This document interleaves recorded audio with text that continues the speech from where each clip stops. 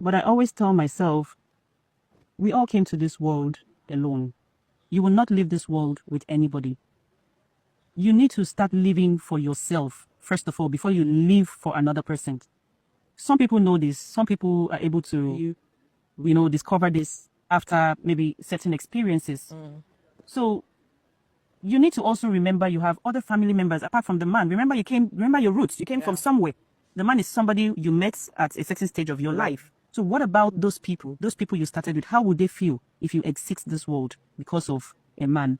It's really tough. It's really, really tough. Because we've had some, a lot of situations, a lot. I mean, like on social media, that what will actually drive everyone to commit suicide because of marriage factor, because of heartbreak. How does the woman just decide, like, no, I'm going to overcome this, I'm going to move on, I'm going to make myself a better person?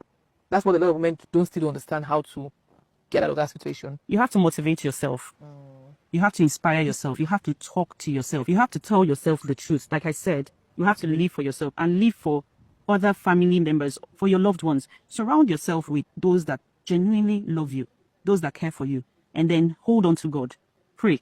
God said we should seek him first and every other thing should be added. Do not put your trust in man. Yes, it's good to trust people and all of that, but do not depend. Let me put it this way.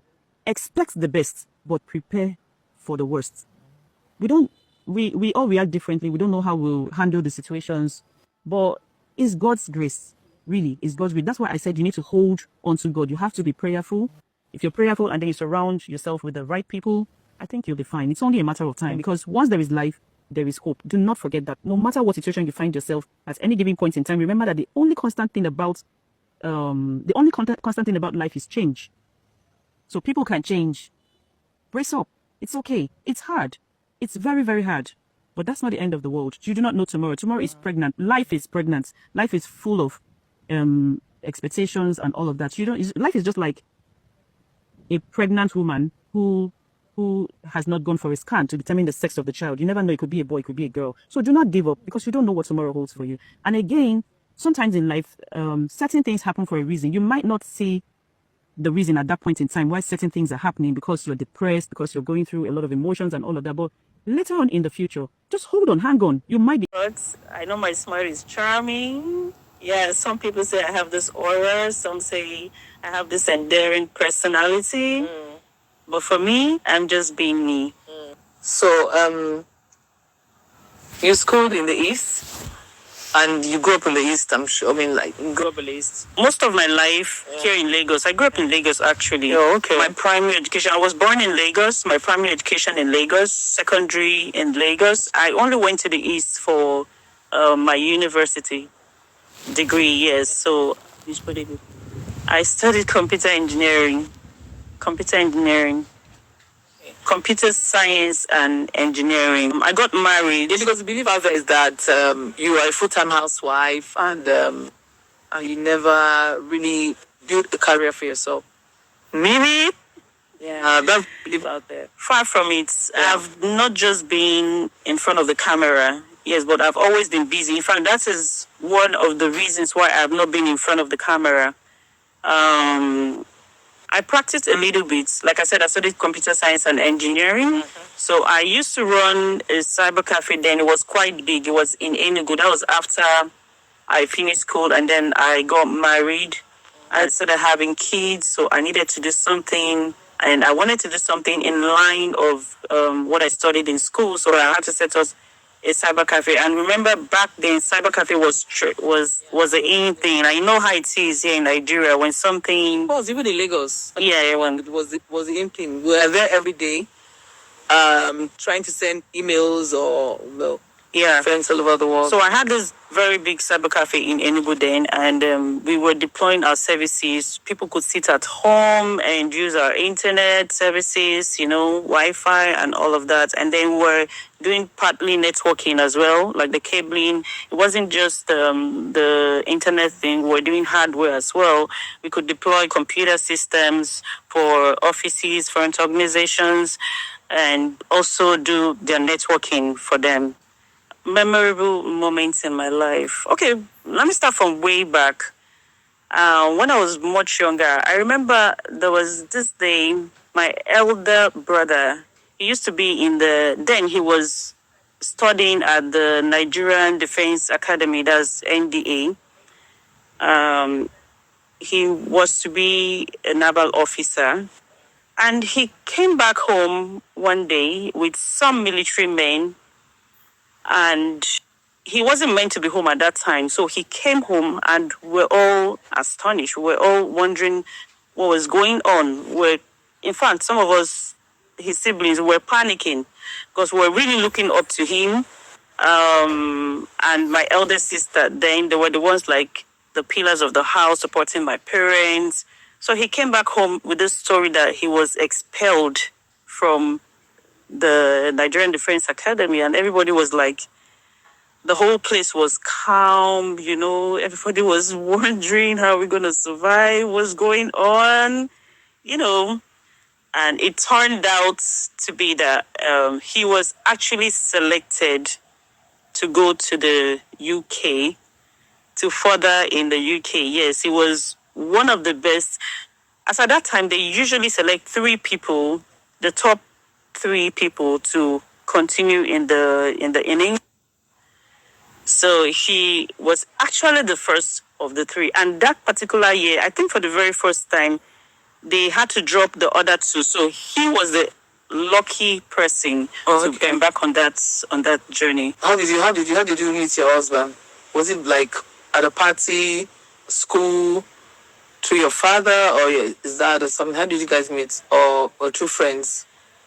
Way back in school, that was when I went to the East for my university. Yeah. Dakota, yeah. Okay, let's make guess we're in the same school. Like in year 1. Yeah. We didn't attend the same school. I went to Nnebe State University of Science and Technology, while he went to Uniport. But we met in Enugu.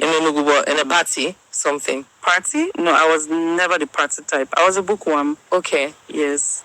Well, how did you guys, was it they used to call a fico? A fico.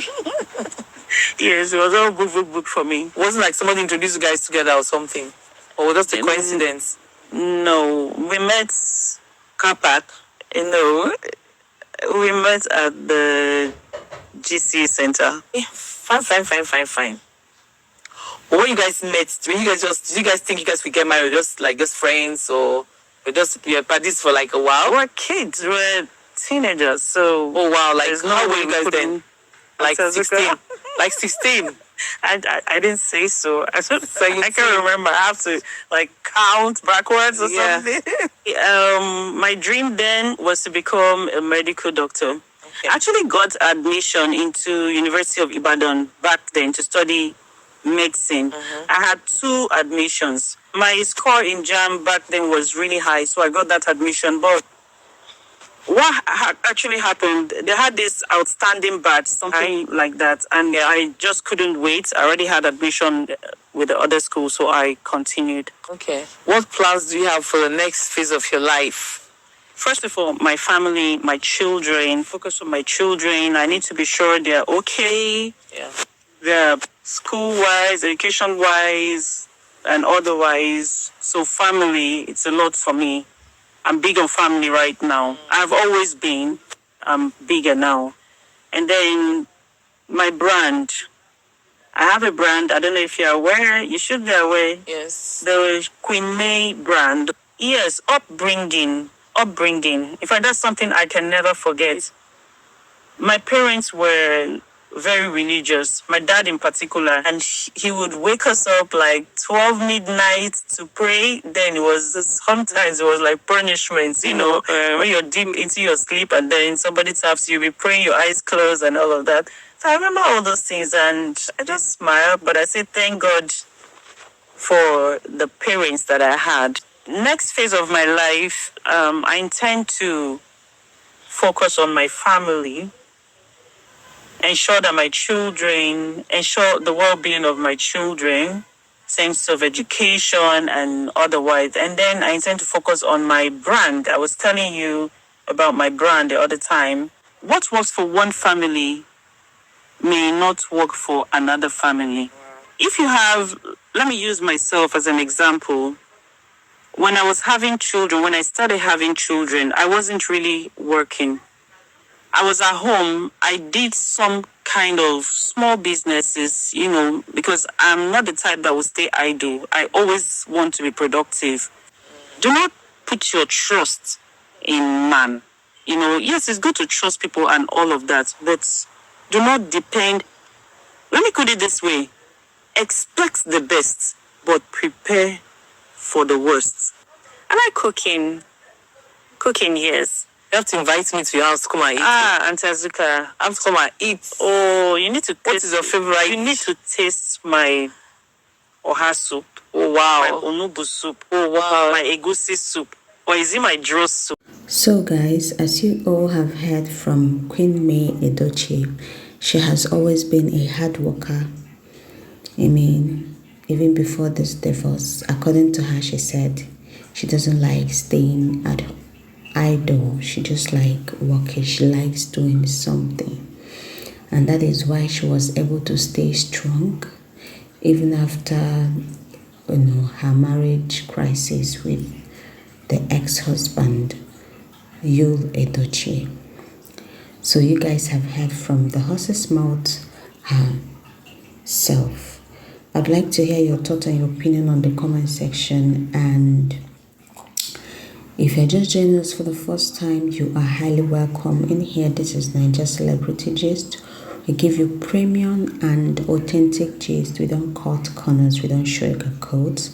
I would urge you to turn on your notification bell, subscribe to this channel if you have not done so, because guys, I promise I'll be bringing you premium gist on your doorstep. So you need to turn on that notification bell so that you don't miss out on any of our updates on this channel. So guys, drop your 2 cents. I'd like to hear your thoughts and your opinion. What do you really grab on this interview with Queen May? A lot of people said she doesn't want to talk much about how she met Yul-Edochie. Well, that is her own personal, you know, thing. I will see you guys on my next one. Bye.